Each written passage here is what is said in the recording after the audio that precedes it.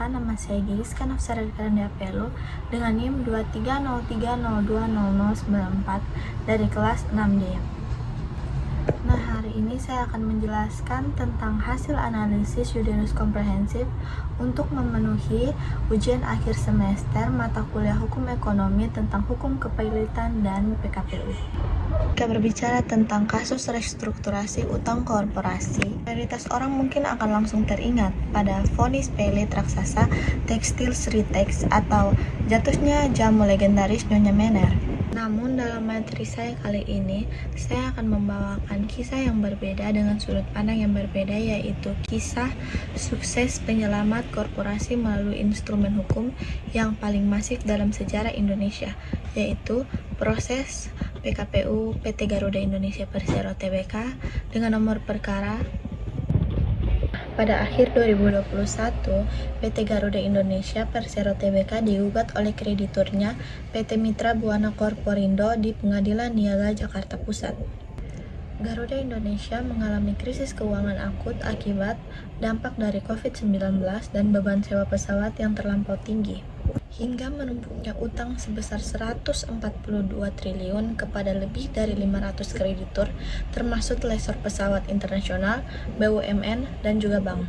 Secara yuridis, kasus ini langsung mengaktifkan mekanisme Pasal 222 Ayat 2 Undang-Undang Nomor 37 Tahun 2004 tentang Kepailitan dan PKPU.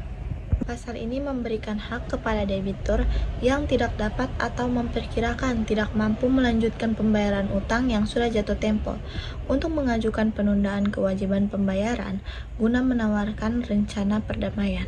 Menurut teman-teman, apa yang membuat kasus PT Garuda Indonesia menarik secara hukum?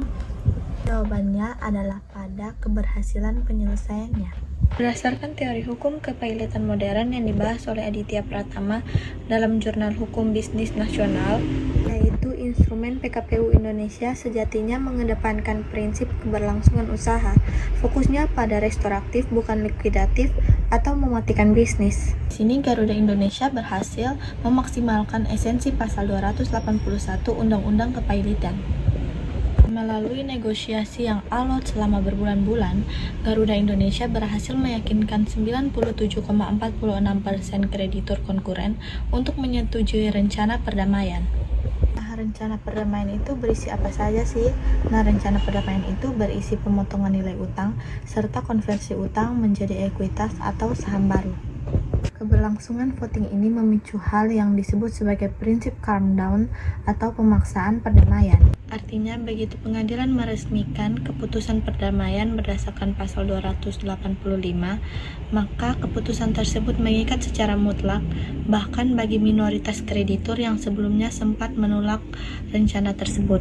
Sebagai kesimpulan, kasus PT Garuda Indonesia menjadi sebuah gold standar atau contoh yang terbaik bagaimana hukum kepailitan dan PKPU berfungsi sebagai benteng penyelamat bagi korporasi yang mengalami kelangkaan likuiditas jangka pendek.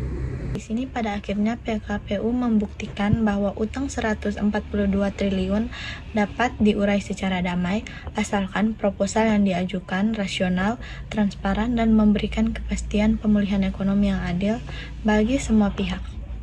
Sekian materi dari saya, mohon maaf jika ada salah kata. Terima kasih.